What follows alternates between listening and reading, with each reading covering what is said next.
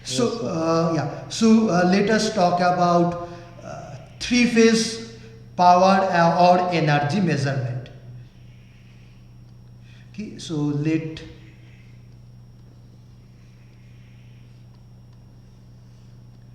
this be a three-phase source connected to a three-phase load.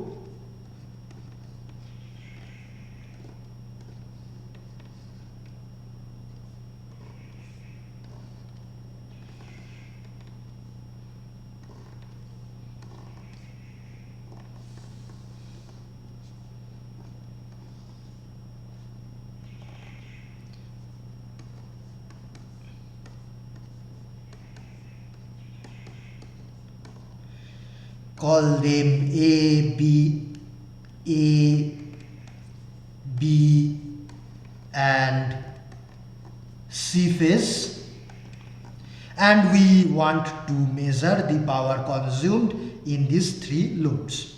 Okay, there may be a neutral line.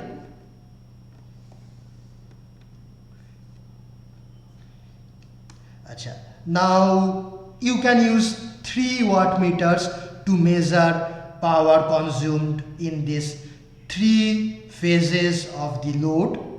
So let there be 3 wattmeters.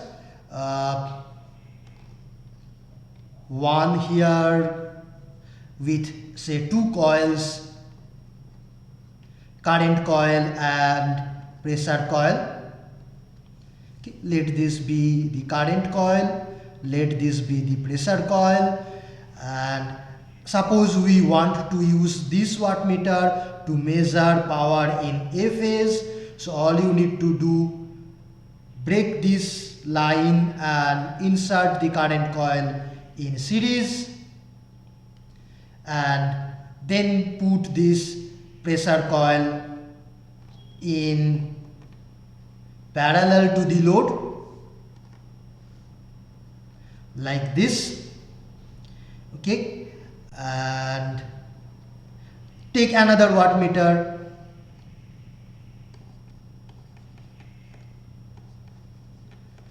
Suppose this is meant to measure power in B phase. Let this be the current coil and pressure coil. So you open this line, put this in series, and put the pressure coil between the neutral and this phase to measure the voltage, and let there be a third one to measure power in C phase, current coil, pressure coil. Again you open it, put it in series to measure current, and this end of the pressure coil you can put to the neutral, other end to the line voltage. Okay, and then they will measure individually three powers in the three phases. If you add them up, you will get the total power. Okay. For this you may or may not have a neutral. Okay, if there is no neutral, even then it will work. If this neutral line is not there, okay, you can just connect all these three ends to this, even if the neutral wire is not there, no problem. Okay, now one more fact about wattmeters is that wattmeters have two coils. Any wattmeter has two coils, and the torque, deflecting torque, depends on the product of the two fluxes generated by the two currents in current coil and pressure coil. Therefore, if you say reverse, say any current in any coil, suppose you connect, this end here and this end here. Okay, if you do that, then the torque will change its direction and it will give negative reading. If previously it was giving positive reading, now it will give negative reading. Okay, so therefore when you have access to 4 terminals of an wattmeter individually, when you connect, you should connect in proper way, otherwise you will get wrong reading. Okay, so normally wattmeters will have some sort of markings. Maybe there is some symbol at one end of the pressure coil, and the same symbol at the other end, at one end of current coil, indicating that if current enters this symboled marked side of current coil and also this marked side of this pressure coil, then the reading will be positive. Okay, and otherwise the reading will be negative. Okay, for this wattmeter to work properly, I think then I need the markings like in this way, not here, here. Okay, then when current flows through current coil from left to right direction, and here we are measuring the voltage of, you see, phase A with respect to neutral, then the reading will be positive. Okay, so there will be some sort of markings. Sometimes the two ends of one end of one coil and another end of another coil is internally shorted, and only we have access to 3 terminals, so that is also possible. So I will not go deeper into that, because this you will learn when you actually work with an actual wattmeter. This is nothing to be remembered. You just have to be cautious. You just have to be aware of the fact that if current is not flowing in proper direction, you can get negative reading. I will not go deeper into any such convention, and I will not suggest you to remember or memorize those conventions. Only when you work in the field or in the lab, you have to be careful. That's all. Okay. Acha. Now this is called 3 wattmeter method, because we are using 3 wattmeters. This will work no matter whether we have access to the neutral line or not. There is another popular method for measuring 3-phase power, in which we need only 2 wattmeters instead of 3. That is called 2 wattmeter method, and let us see that.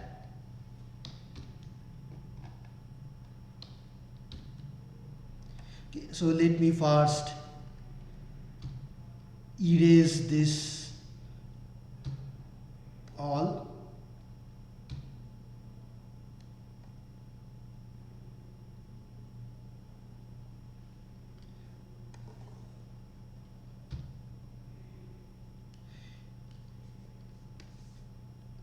So now this is our load and supply system. We are going to talk about 2-phase wattmeter, 2 wattmeter methods for measuring 3-phase power. Okay, acha. Now for this we will assume no neutral to start with. So there is no neutral wire at all. So which means one fact is that the sum of these 3 currents, IA, IC and IB, must be 0.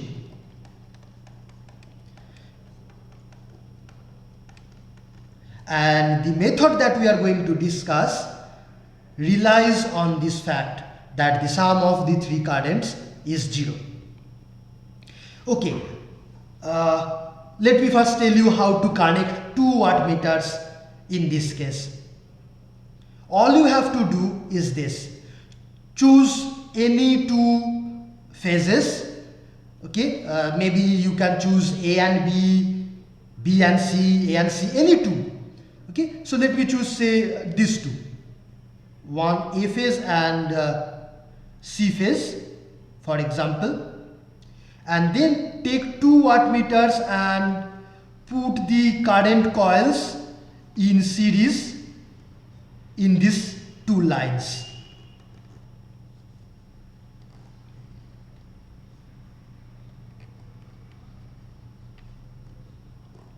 Okay, so these are the current coils of these two wattmeters, and I have put them in series in any two line that you like. And then we have pressure coils, PC.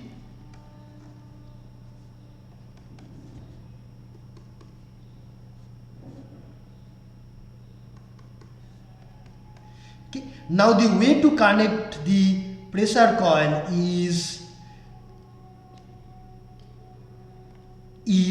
to connect the two ends between these two respective chosen lines and the other one. So for example, this pressure coil I will connect between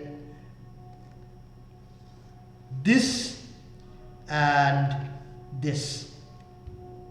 Okay, and this pressure coil I will connect between the other one which is not used and this. Okay, this is how to connect two wattmeters. Achha. Now for now let us ignore those facts that we studied previously, that this pressure coil is actually measuring not the voltage from here to here, but the current coil voltage is also included in series, but you ignore that for now. Assume the current coil voltage is small, okay, or otherwise we can also use compensated mechanism wattmeters. But I mean, if we bring too many issues together, then the thing will be complicated. So I will talk about one issue at a time. Right now those issues are ignored, but you can think for yourself at your spare time what to do when those issues are also there. Right now let's make it simple. Okay, so this is, yes. Sir, means what is the significance of those two plus minus signs you are using in current coil and the pressure coil? Yeah, that's what I was telling here. There will be some symbol, some sort of symbol, which will indicate that if current is entering, say, through this symbol side like this and also through this side, then the reading will be positive. Okay, and here I want to measure current in this direction and voltage of this wire with respect to the other. Okay, that's why I have connected the current, in a way, so that current flows from this symboled to non-symboled side, and this pressure coil is measuring this the voltage of the symboled side, that means this side, with respect to the other side. Okay, so let me tell in this way: the current coil is measuring current flowing from symboled to non-symboled side, and pressure coil is measuring voltage of the symboled side with respect to non-symboled side. This is the convention here. Okay? Okay, sir. Yeah. Acha. So then what will be the say instantaneous power measured by this wattmeter? If this is IAT, all are functions of time. Okay, and then reading of wattmeter, call it wattmeter 1 and wattmeter 2. Then wattmeter 1 is measuring what? It is measuring which current? IAT. multiplied with which voltage? This voltage with respect to this voltage. Okay, so it is measuring this voltage, which let me call it VAT, this is what? B, VBT, and this is VCT. Okay, so this is measuring VA with respect to VB. So VA minus VB. And wattmeter 2 is measuring current C, IC, and potential C with respect to B. So VC with respect to VB. Okay, now if I add these two, W1 plus W2, okay, that will be IAVA, IAVA. I'm ignoring this T, I mean, not to make it cleaner. Okay, so IAVA minus IAVB. Okay, let me write that here, minus IAVB, this term. Then ICVC plus ICVC, and there will be a term IC minus VB, minus ICVB.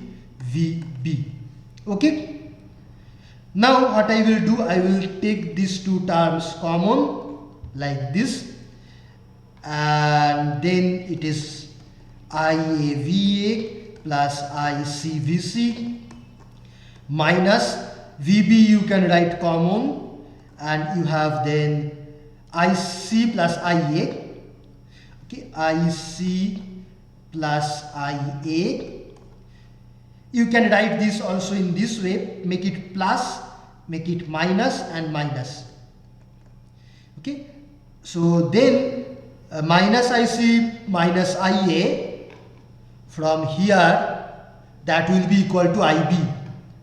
Okay, so this is IAVA plus ICVC plus VB, this will become IB.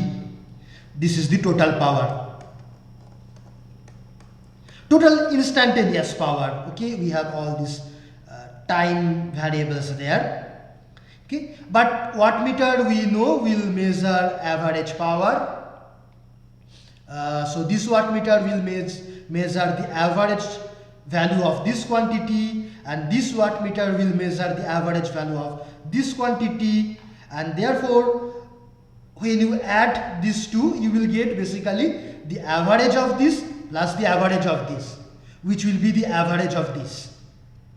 Okay, if you take the average, you will get the average of these three quantities. I mean, this time is there, which I haven't written, and when you take the average, you will get average power consumed in three loads. Okay, so this method depends on the fact that IA plus IB plus IC equal to 0. That is what we have assumed here. Okay, so therefore if there is a neutral where, then there may be a problem, because if there is a neutral where IA plus B plus C may not be 0, and then this method may not work. But if you have balanced load, and then if you have also neutral where, since the load is balanced, then the sum of the three currents will be 0. Even if you have neutral where, then this method will work. But if the load is unbalanced and if you have a neutral where, this method will not work. But this method will work for unbalanced load in the absence of neutral where. Okay?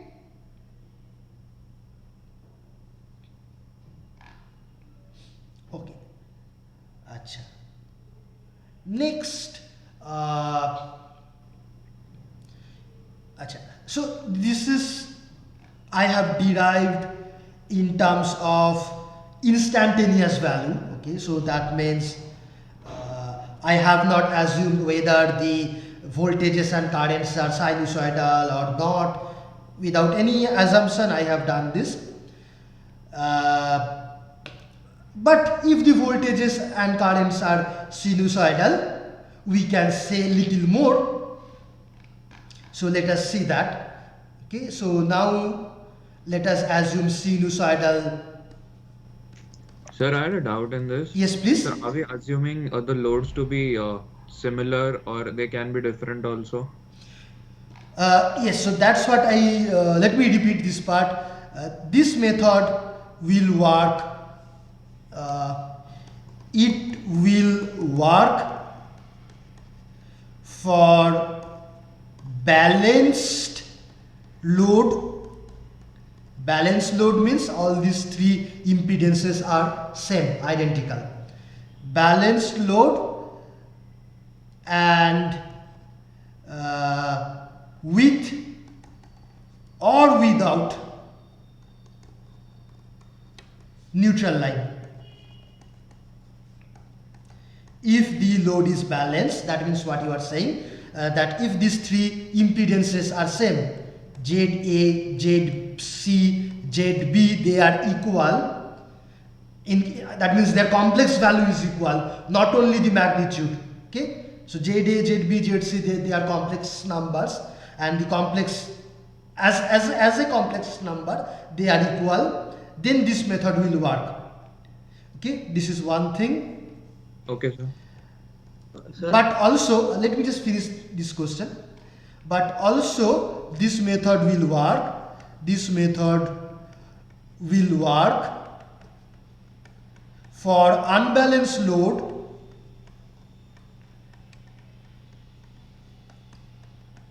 if there is no neutral.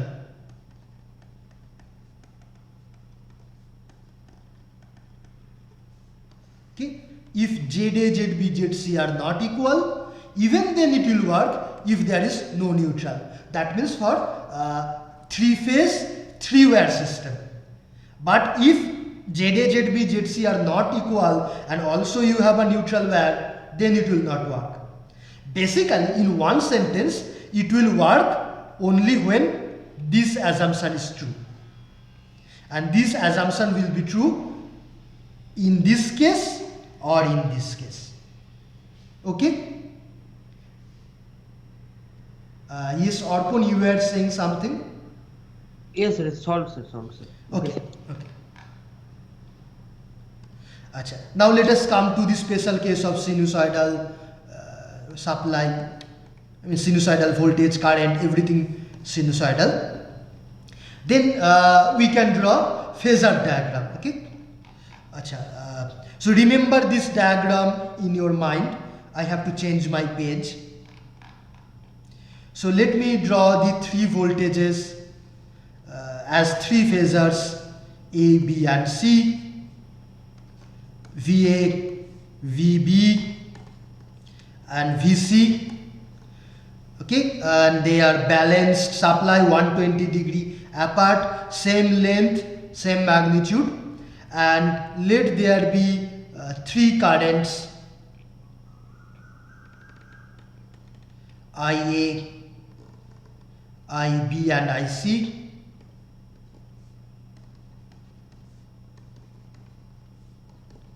Okay, so we are assuming balanced load here. Balanced load. Okay, that means ZA, ZB, ZC are equal. So IA, IB, IC will also be of equal magnitude and 120 degree apart, and these angles theta, theta, theta, they will be same, all same, and this theta is the basically the angle of ZA or the angle of ZB and or ZC. Okay, if you calculate the phasor angle, I mean the angle of this complex number, that is theta, and these angles are theta. So this is called the power factor angle. Okay, and yeah, fine. Achha. Next, consider this say wattmeter 1. Wattmeter 1 is measuring what? IA and voltage, which voltage? A to B, okay, IA VAB. This is what wattmeter 1 is measuring. Let me write, this is measuring IA and VAB. Okay, basically it's measuring, it's taking the instantaneous value of IA and VAB, and then we know that the torque, average torque will depend on the average value of the product between these two, and that will be the deflection of this wattmeter. So this wattmeter will measure the average value of these two quantities, and that is given, you all know this, I guess. So that will depend on IA VAB into cosine of theta. No, where in this case theta, let me write the angle between IA and VAB. Okay. Also, this should be IA RMS. Basically RMS value of IA, RMS value of VAB. You multiply these two and multiply cosine of phasor angle between this phase, I mean the phasor IA and VAB. That will be the average value of W1 or reading of W1. Okay, that, Sir? yes. Sir, means if there is no neutral wire and the connection is star connected, then IA won't be equal to VA by Z, right? Means if there is no neutral wire. If there is no neutral wire, IA will not be equal to, yes, absolutely, right. Then sir, in this you have considered that the lagging part of IA means that angle theta and the impedance angle is equal. So here you have considered neutral wire is there, right? Means in this assumption. No, Only no, then no. If neutral wire is not there, but if load is balanced, then that will be true. Then IA will be VA by ZA. Yes, sir. Yes. Okay. In general, that is not true, but we are assuming balanced load. Okay. Acha.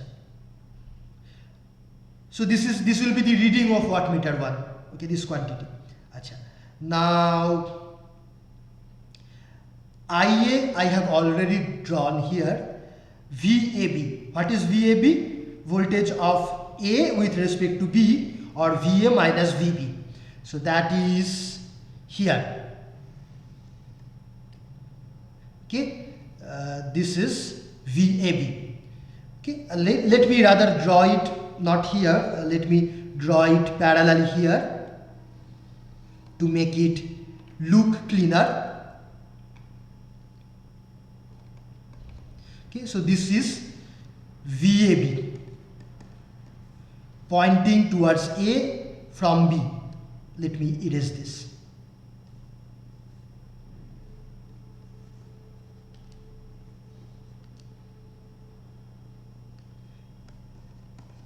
Okay, so this is VAB. Achha. And therefore, the angle between VAB and IA is this angle. And achha, how much is this angle? You probably already know and remember. This is a balanced system, so all these angles are 120 degree, and so then how much will this be? 60 plus theta. No, I'm first asking this much. 60. No, this will not be 60. 60. No, not 60. This is 30. Why 30? Okay, so this angle from vertical is 120 degree. Okay, Achha. That means if I draw a vertical line here, this angle is how much? Sorry, this angle is 120. Okay, Achha. Now how much is this angle? 180 minus 120 by 2, so this is 30 degree. Okay, So this angle is 30 degree. Acha. So that this is 30, that means I'm lost. That will also be 30. So finally this will be 30. Okay, do you You s- can, so means you can just simply extend VB in the opposite direction and find the resultant of B minus of VB and VA. So that angle will be half of 60 degrees, so 30 degrees. Sir, yeah, so just one second. So I mean, so okay. directly we can use alternate angle. Yeah, I mean, actually, I got lost while I was talking. But if you all agree that this will be 30 degree, then I will not try to justify this. Yeah, you can justify this. Yes, it will be 30 degree. So okay, so if you agree, then I will not try to justify that. This is simple. Okay, so let me make it clean. So this will be 30 degree. So this total angle will be 30 plus theta. Okay, so then it will come out to be RMS value of IA. Acha, and also what will be the length of VAB? Suppose if this length is, all these lengths are same. Okay, Root 3. it will be root 3 times. Okay, again, I mean, you can draw this, you can draw a perpendicular, then this angle is 30 degree, so half of this will be cosine 30 into this length, so you can do that. So this, therefore let me write this IA. VAB magnitude, that will be root 3 times magnitude of VA or VB or any of them. Okay, Achha, let me just make it simple. Let me just write the magnitude of IA, IB, IC, I mean the RMS values, all let be IL, line current, and magnitude of VA, VB and VC, let me call them V phase voltage. Okay, so then this is I line, this is root 3 times V phase, and this is cosine 30 plus theta. Okay, IL root 3 V phase, cosine 30 plus theta. In the same way, let us see what W2 will give us. W2 will give us, where is W2?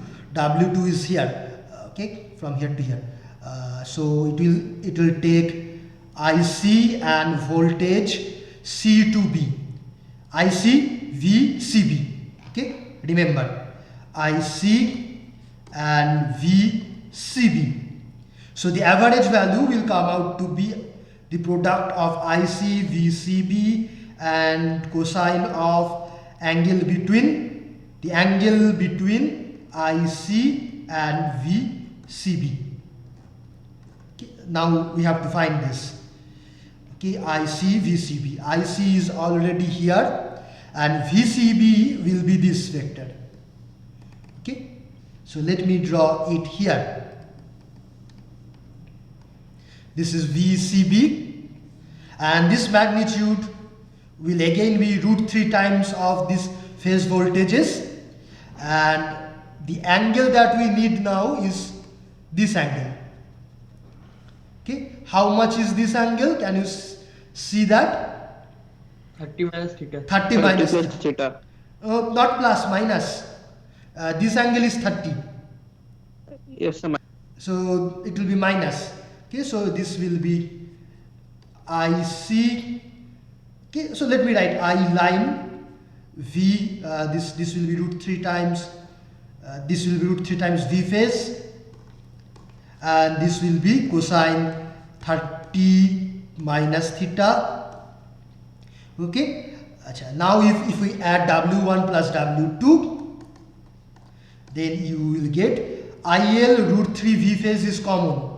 So we will get IL root 3 V phase, that is common, and here we have cosine 30 plus theta, cosine 30 minus theta. If you add these two, it will be how much? 2 cosine theta, cosine 30, correct? Cosine theta, cosine 30. Okay, and then cosine 30 is root 3 by 2. So we have root 3 IL V phase. From here we will get 2 cos theta root 3 by 2. 2 goes away. Root 3 is 3 IL V phase cos theta.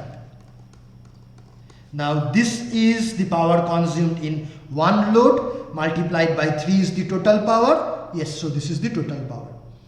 So this we can also say from the phasor diagram and phasor equation. This is a special case for sinusoidal supply balanced load, and it was also true without assuming any sinusoidal voltage or anything. But for sinusoidal voltage we can say something more. What is that? Is this. If we compute say W1 minus W2, so this quantity minus this quantity, then what we will get? We will get this term is common, IL root 3 V phase, that is common, and inside we will have cosine 30 plus theta minus cosine 30 minus theta. Okay, and then this will be IL root 3 V phase. Please check my calculation. Okay, I may make small mistakes. I am prone to do that. So this will become I think minus 2 sine theta sine 30. Okay, and then you may also calculate W1 minus W2 by W1 plus W2. So you divide this quantity with this quantity, so many things will cancel. V phase IL, V phase IL, so many things will cancel. We will have how much? Please check. Root 3 by root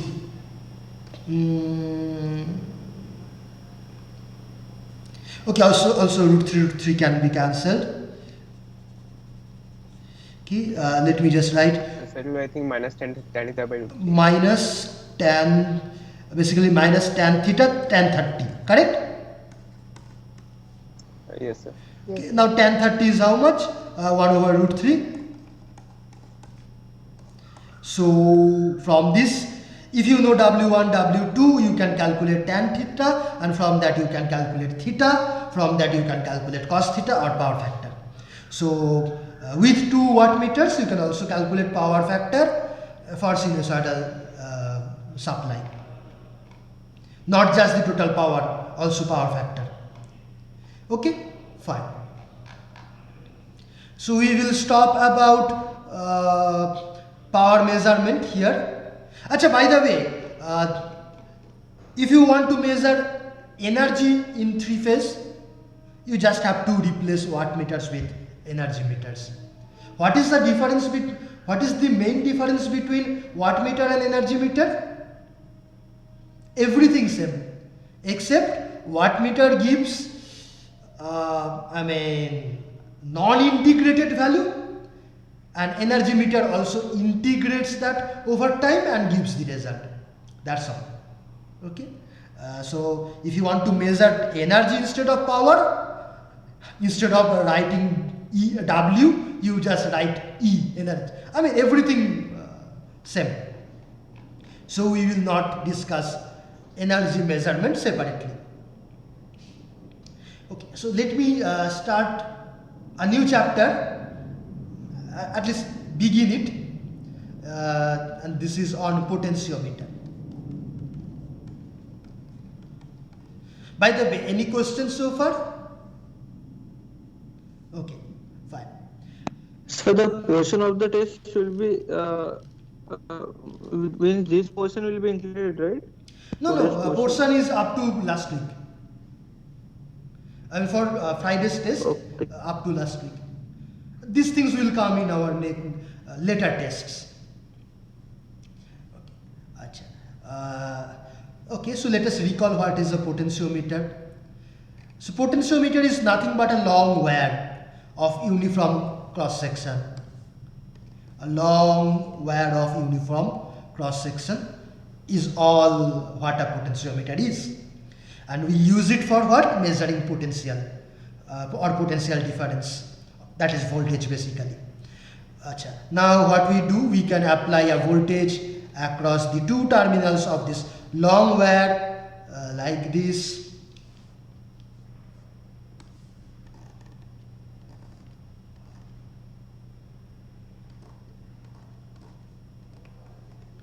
Plus minus, there may be, you can connect resistance etc. Suppose you want to control the applied voltage, for that you can connect resistance, then current will flow. Okay, and then now if I take another source,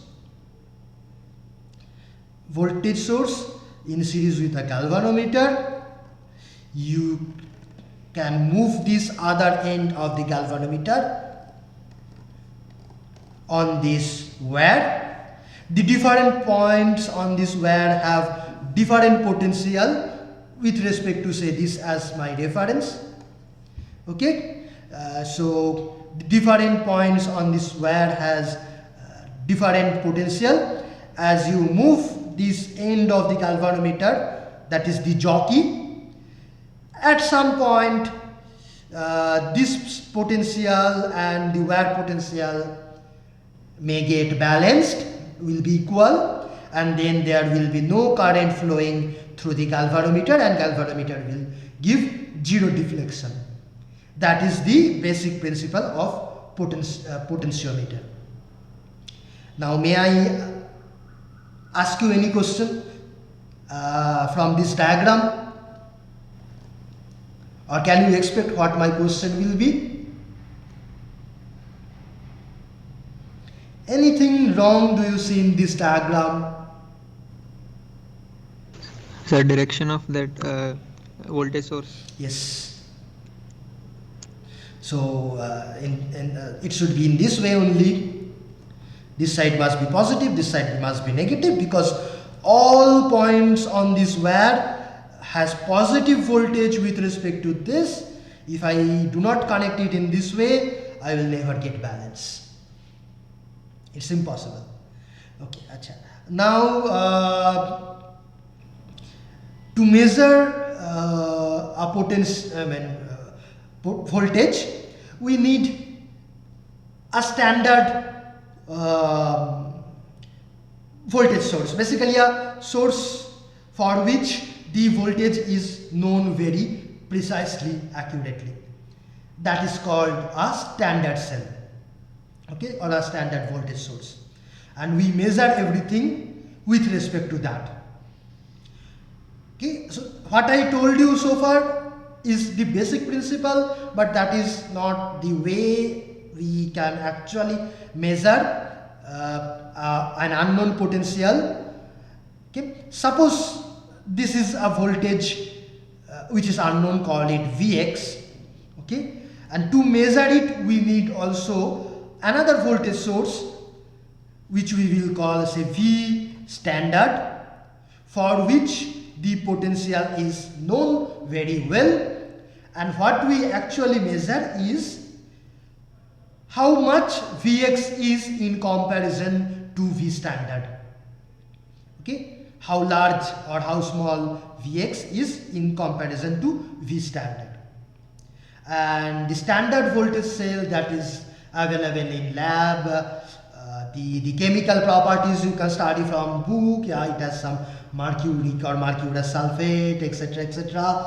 I never try to remember that. And it also has a standard value of voltage which is something like 1.08. I do not remember more than this, something, very close to 1 volt. Exact value I never try to remember. You can get it from the book. Okay, something close to 1 volt. Now the way we use a potentiometer is this. We will connect both this standard cell and this unknown in this way. Okay. First, we will connect the standard cell. Okay.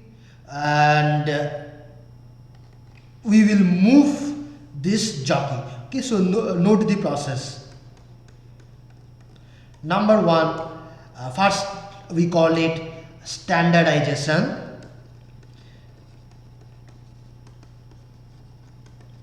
So connect the standard cell.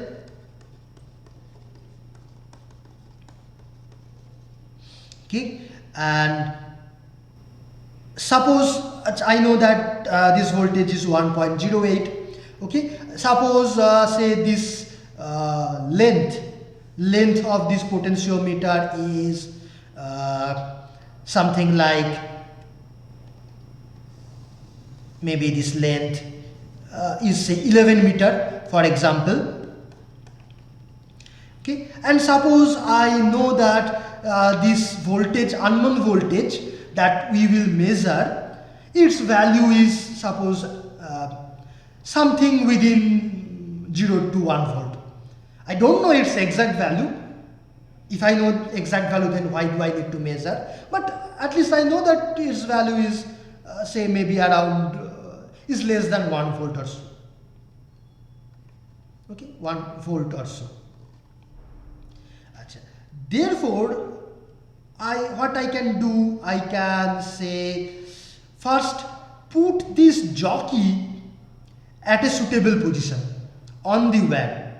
Okay, anywhere which I think it is suitable. For example, I may choose to put this jockey at a length, at a distance from the left side, say 10.8 meter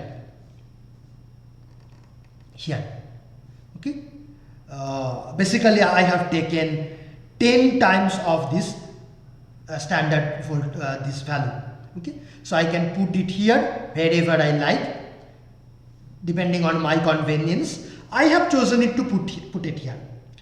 Then what I will do, I will vary this resistance. Okay, then I will vary this resistance such that I get no deflection in this galvanometer. What does that mean? It means the potential at this point will be how much? That will also be 1.08 volt. Okay, so I have set this length, I have put this galvanometer at a distance 10.8 meter from the left and adjusted this resistance so that I get null here. Okay, this is not yet there, this is not yet connected. Okay, I have made this galvanometer to show null or zero deflection by adjusting this resistance, this rheostat, which ensures that now at this point I have 1.08 volt. Now that ensures that okay, 10.8 meter is equivalent to 1.08 volt. Now that implies that 1 meter is equivalent to how much? 0.1 volt, correct? Yes. Yes, sir. Okay, so I mean I have done this intentionally so that I get some nice conversion factor. Okay, nice, I mean relation between the length and voltage. Okay, so this is something like 1000 millimeter equal to 100 millivolt, and that means 1 millimeter is equal to 0.1 millivolt. So that, I mean, so you choose what conversion factor you want. Depending on that, you put your jockey initially there and then adjust this rheostat. It is, see, in this process we are not adjusting the position of this jockey. We rather are fixing the position of jockey and adjusting this voltage. Note that carefully, okay? So that we get a nice conversion factor. Okay. Also, if I do this, then what is the maximum voltage I will get in the extreme right side? So this is 11 meter. If this is 11 meter, that will be how 1.1 volt, correct? So that means the maximum voltage here is 1.1 volt. Okay. So this is called standardization. After this, let just give me 5 more minutes if you don't mind. Okay, I will just finish quickly. After this will come the measurement phase. In the measurement phase, we will remove this galvanometer. Okay, we will remove this connection and put this connection back. Okay. Now in the measurement phase, okay, we will not touch this rheostat anymore. Okay, we will keep this as it was in the standardization phase. So that means this voltage now is not going to be changed. So this voltage will remain at 1.1 volt. And now I will move this jockey and try to find the null position. Okay, at which position do I get null? Now suppose I get null at say at a length of, for example, here suppose this length is say 3 meter. Okay, suppose at 3 meter I get null, then that will imply that this voltage at 3 meter will be, okay, so 1 meter means 0.1, so 3 meter means 0.3, so that will imply that this voltage is equal to 3 volt, sorry 0.3 volt. Okay, so notice this carefully. In the standardization phase, we adjust this voltage. We do not adjust the jockey position. We adjust this voltage. And in measurement phase, we adjust the jockey position, keeping this voltage in this other end fixed, unchanged. Okay, so we do it in a two-step process: standardization and then measurement. Okay, this you have to understand. Okay, yeah. Okay, any question so far? So means here we are neglecting the internal resistances of the batteries, right? Means the batteries that we are measuring are all ideal. That's a very good question. Okay, so let me just tell this. Okay, so the question is, what is the advantage of using a potentiometer in comparison to a voltmeter? Because both of them measures voltage. So why or when should we use potentiometer instead of a voltmeter? So remember, in balanced condition, the internal resistance won't matter, right? yes, that's what I am going to say now. Okay, yeah. So just recall that if you have a battery and if you are measuring this voltage with a voltmeter, the battery will definitely have some internal resistance, and then what will happen? This voltmeter, as we have seen previously, will measure actually not the battery voltage, rather it will measure what?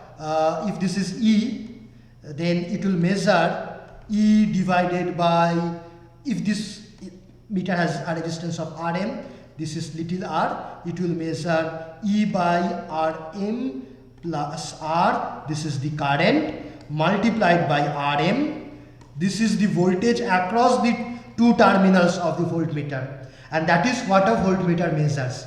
It measures the voltage across the two terminals of the voltmeter.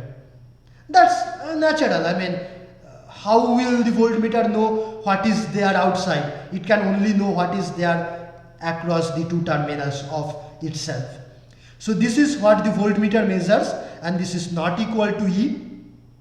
Okay, so therefore we may get error. But now in a potentiometer, suppose this has internal resistance, it will definitely have internal resistance. Okay, that will not matter. Why? Because we are using the principle of null deflection or no deflection. So that means when there is no deflection, okay, then there is no current flowing here, and that only ensures that, okay, in this loop there is no net voltage.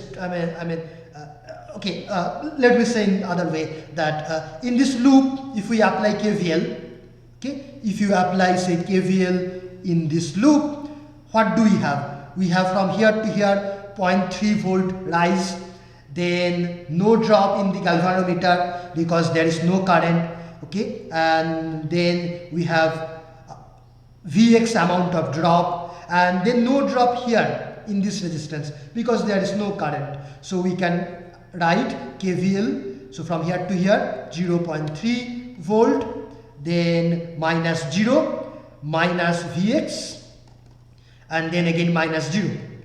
Okay, so that is equal to 0. So that implies Vx is equal to 0.3 volt, and whatever is the value of this resistance, galvanometer resistance, they do not matter. This is the advantage of a potentiometer.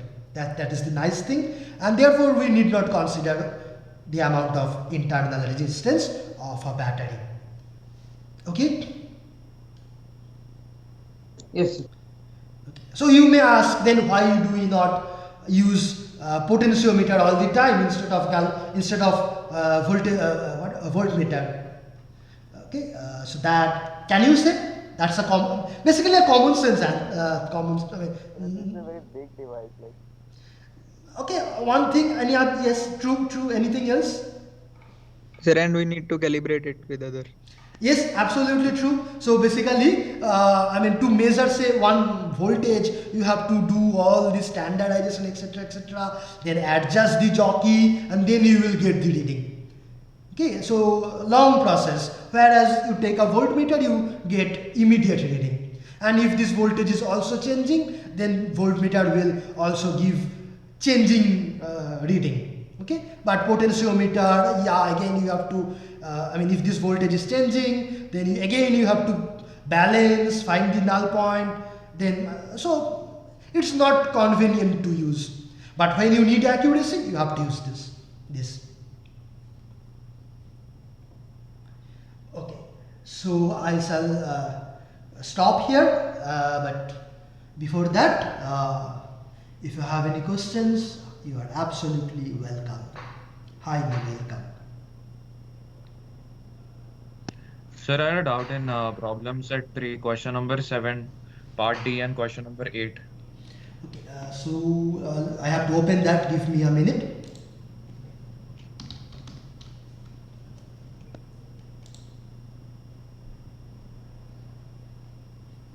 Anyway, I'm not going to teach discuss anything new today. So feel free to drop out if you want.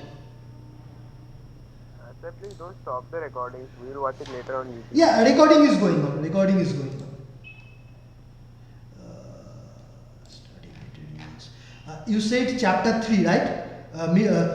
Resistance measurement. Yes, Huh? Yes, sir, problem set 3. Okay, problem set 3.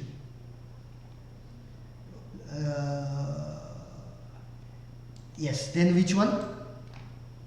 Question number 7. This one, right? Yes, sir, in that the last part.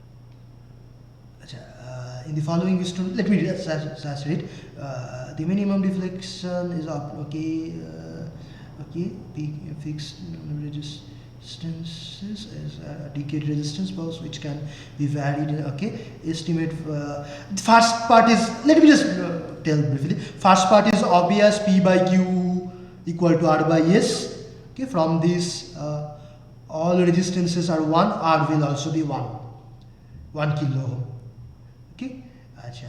Estimate the absolute uncertainty in the measured value of R. Okay, acha. So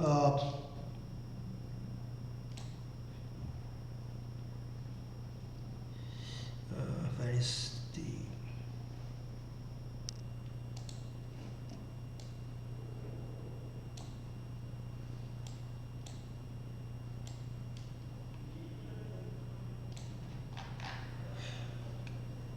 sorry, yeah. So R comes out to be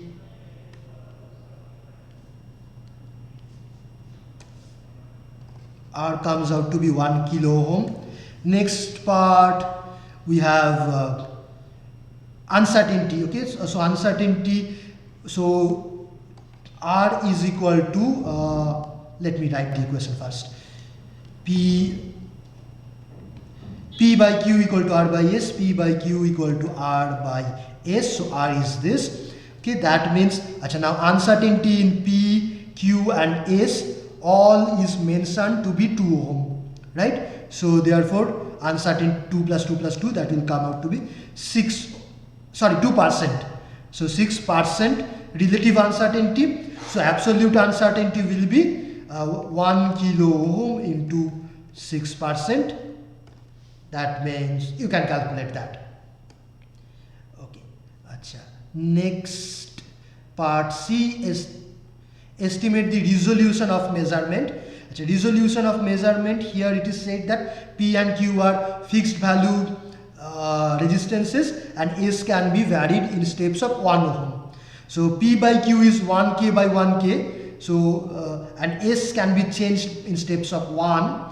So this product PS by Q, that changes also in steps of 1 ohm. So resolution will be 1 ohm. Okay. Oh yeah, that is also the answer here. Okay. Acha, next. If the detector resistance is 1 kilo ohm, okay, so this galvanometer or whatever also has 1 kilo ohm resistance, and it says that it requires minimum 1 microampere current to produce an observable deflection. Otherwise the deflection may be so small that we cannot see that with our eyes. Okay, then estimate the sensitivity of the measurement. So also it is mentioned here that sensitivity here implies the minimum change of the value of R in which will produce a change in deflection or a observable deflection. Okay, so basically we have to find that the amount of change in R that will produce a deflection, an observable deflection. That means which will produce 1 microampere current, as mentioned here, 1 microampere current to flow through the galvanometer. Okay, so let me do this quickly. So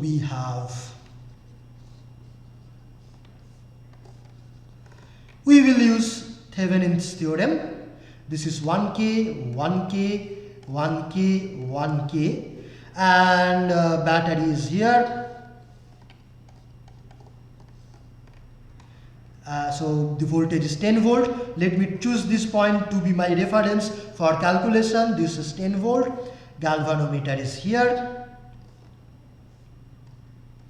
Okay, now the question is, if I make this 1K plus delta R, what is the value of delta R? Plus or minus, either way you can do it.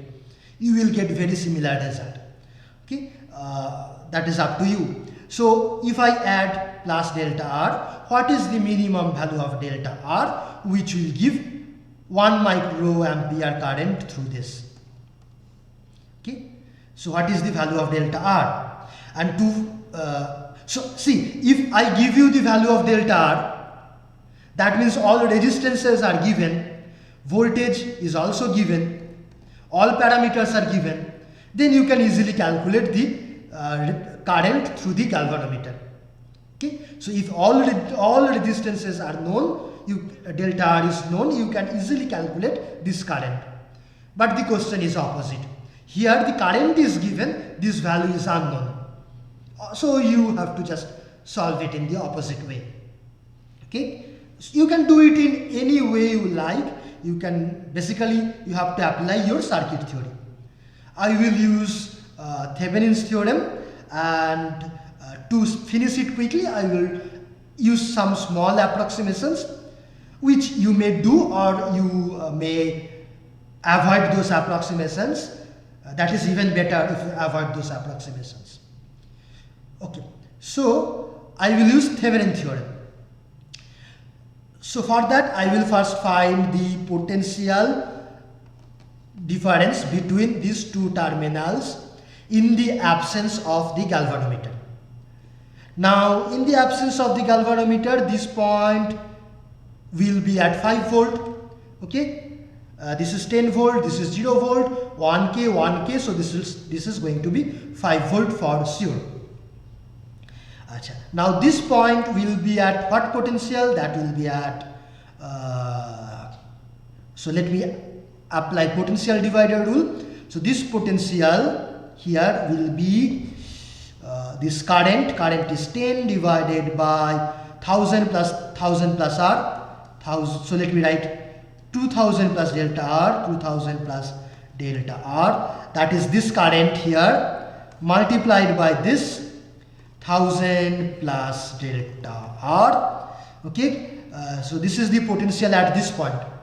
Okay, so this is the potential at this point. Now if I subtract 5 volt from here, so this is the potential difference between these 2 points.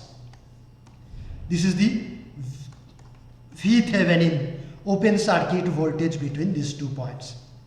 Now when we connect the galvanometer, there will be some current, and to calculate that current I need Thevenin voltage and Thevenin resistance. Thevenin voltage is already calculated, and now let me calculate Thevenin resistance between this and this terminal. To calculate Thevenin resistance, what do?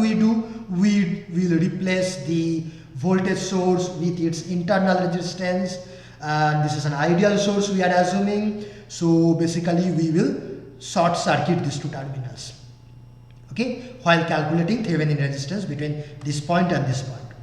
Now let me calculate the resistance. So you see, oh, these 2 terminals are shorted, means basically these 2 terminals are shorted. So now if I go from here to here, I have this 1k and this resistance in parallel, and then after that I have 1k and this 1k in parallel.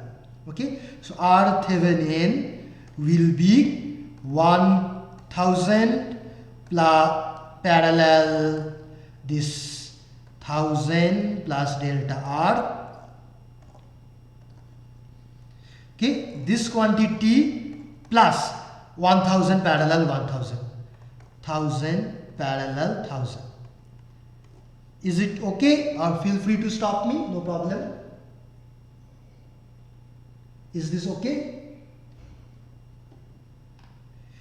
Okay, so this will come out to be approximately, so if I assume, you can do it detailed calculation, okay, just to make it quicker I am making an approximation. So 1000, and this is approximately 1000 delta R. I know that delta R will not be a large value. If it is a large value, then I cannot do this approximation. I have to do thorough calculation. But since I know the answer, this is a bit of cheating, you can say. I am do the approximation. So 1000 parallel 1000 will come out to be 500 plus again 500. So that is 1000. I strongly recommend that you do not do this approximation and do a thorough calculation. But here I am doing this only to demonstrate you the process.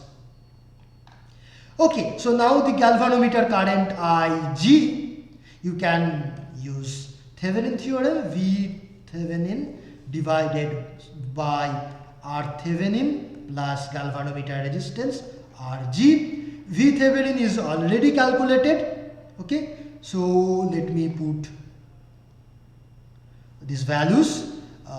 It will come out to be 10 by 2000 plus delta R into 10,000 plus delta R. Okay, okay, Is- sir, we can calculate from here. Sir, can Yeah. you explain question number 8? Okay, yeah. So thank you.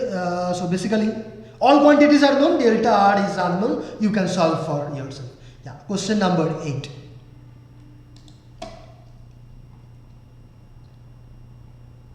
So while Question measure, number 8, from part D, E, and like from there it is like answers were not matching. okay, I mean I have to read it because you have done it recently, so you remember. But please allow me to read it, okay? Because I don't remember it. While measuring the insulation resistance of insulator, so basically we are measuring this brown color insulation resistance, and 1 kilo, this voltage is given 1 kilovolt, and current is found to be 1 microampere with guard wire and 1.5 microampere without guard wire. Okay, so from this what can we say? First let us say, okay, so when the guard wire is not there, then we have two currents flowing simultaneously, one through the volume and one gliding through the gliding over the surface of this this met block. Okay, so the total current is given 1.5 microampere, and when you have this guard wire, then the surface current will be bypassed. Only the volume current will come through this ammeter. That current is 1 microampere. So from this we can say that volume current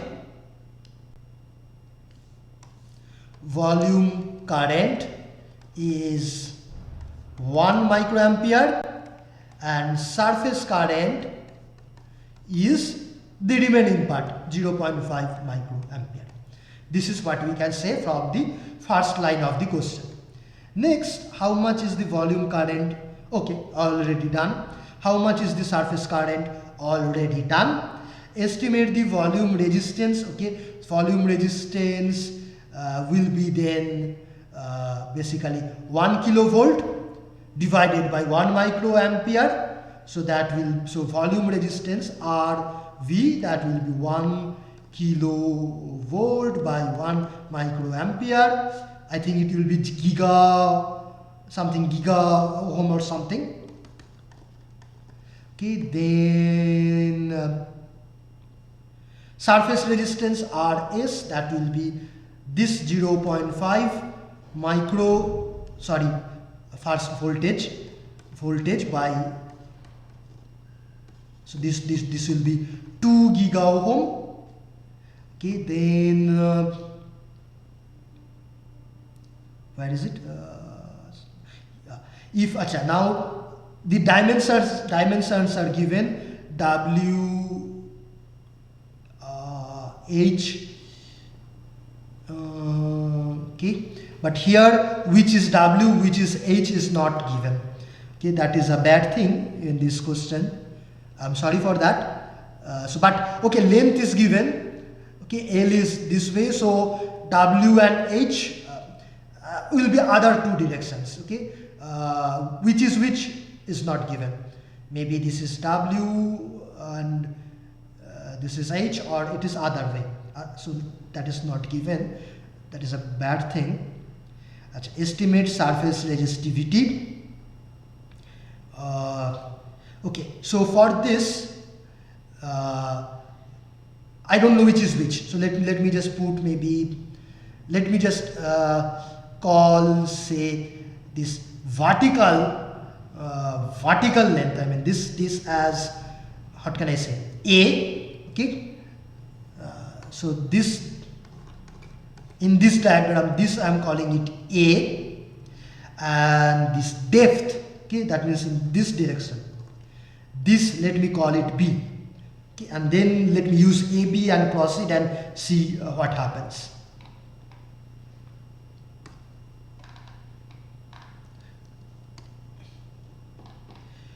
Okay, so first we have to find out what estimate the volume resistivity.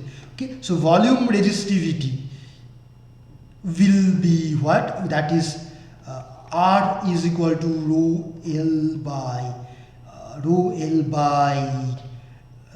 I mean, I'm writing the general formula, not this L. Rho L by area. Okay, so here RV is already given. This we have to find out, rho V unknown. Acha, length. Which length will come in picture here? Hello? So B will come. B will come. Okay. And then divided by A. In place of A, I will have L multiplied by A. Okay, this A. Okay, fine. Acha, now, so from this you can calculate rho V, but for that you need to know which is B and which is A. That is not given in the question, so that's a fallacy of the question. But let me try to guess. W 50 centimeter, height 25 centimeter. So I will assume height is H and W is this one. Okay. Also from the dimension it looks this is smaller than this, and height also vertical makes sense. So I don't know. So I'm guessing A is basically height and B is basically W. Now can you please quickly check whether if I put this assumption you are getting correct answer or not? No, sir. No? With the other way? 1 second, sir. No, sir. No? Oh, that's bad. So once it is coming in like 5 into 10 to the power something, and the second time it is coming 2 into 10 to the power something. Okay, achha, let me check. So RV is 1 giga. This we have to multiply with length is a. Okay, so this we have guessed rho V. B we have guessed to be W. L into H. L into H. L into okay, so 1 giga multiplied with L is 0.1 is L, and H is given as 25 centimeter, means 0.25, okay, into 0.25 divided by W is given as 0.5. So this is coming out to be half. So half giga.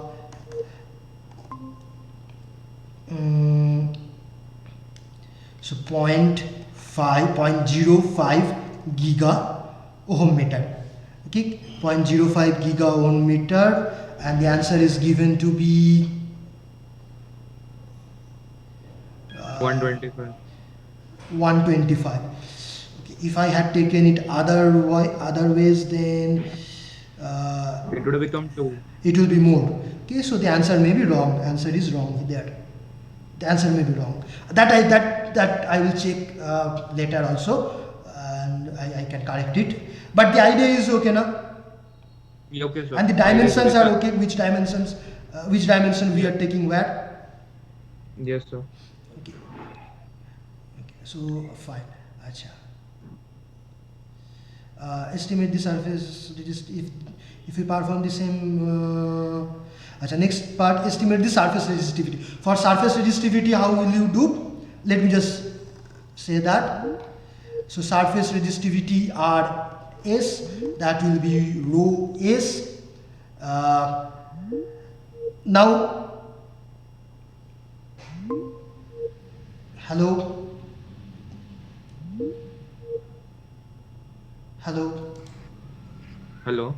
Yeah, okay, fine. So now for surface resistivity, which length you will take?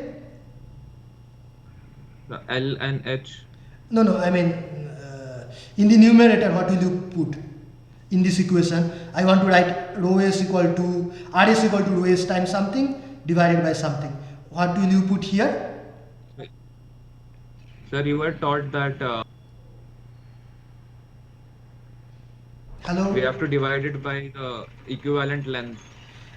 Yeah, so which length, so that's what I'm checking with you.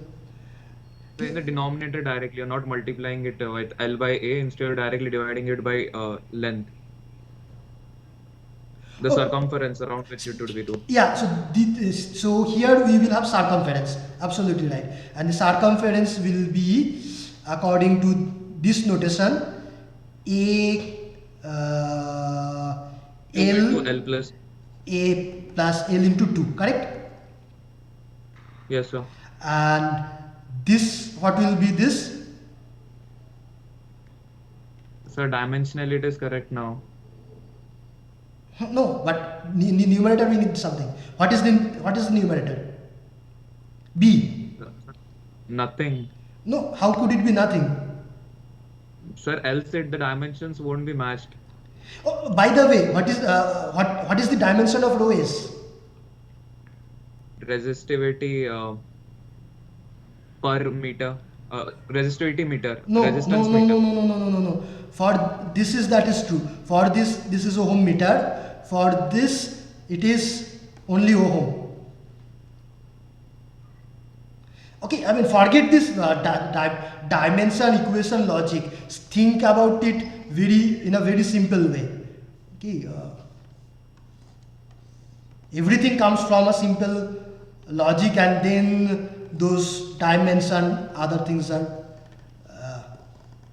put on top of that. Okay, so now Yes, sir, got it, sir. Length would come out to be A.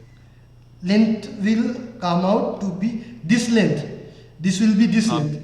B, sorry, B. Yeah. Yes. Okay. So That is correct. basically, always, I mean, the resistance, no matter surface or volume, it is proportional to the length traveled by the current. More the current goes, more is the resistance. And if you have a wider path, if the path is wider in terms of area or peripheral, if you have more parallel paths, wider path, resistance is less. So that's true in any case.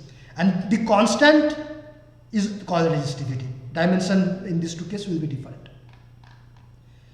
So, Okay, sir. Sir, following questions would be solved then. Only problem in this question. okay, fine. Okay. Thank you, sir. Yeah.